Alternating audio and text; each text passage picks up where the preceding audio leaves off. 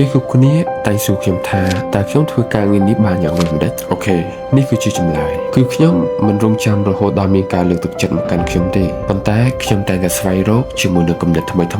មជ្ឈដ្ឋានជុំវិញខ្លួននៅក្នុងមាតិកានៅក្នុងសាច់រឿងនិងនៅក្នុងជីវិតពិតបន្ទាប់មកខ្ញុំតែងតែព្យាយាមធ្វើការងារមួយនោះដែលមិនគិតច្រើននោះទេខ្ញុំតែងតែយកចិត្តទុកដាក់ខ្ញុំតែងតែរីករាយជាមួយនឹងការងារមួយនោះហើយខ្ញុំបង្កើតវាឲ្យចេញជាលទ្ធផលមិនមែនដោយសារតែខ្ញុំគឺជាមនុស្សពិសេសនោះទេប៉ុន្តែដោយសារតែខ្ញុំជ្រើសរើសវិន័យនិងទម្លាប់សម្រាប់ខ្លួនឯងនេះគឺជាអាថ៌កំបាំងដែលខ្ញុំចង់ប្រាប់ទៅកាន់អ្នកទាំងអស់គ្នាស្វែងរកគំនិតថ្មី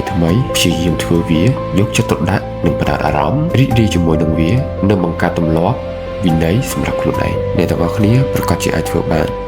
តោះចាប់ផ្ដើមធ្វើវានៅក្នុងថ្ងៃនេះ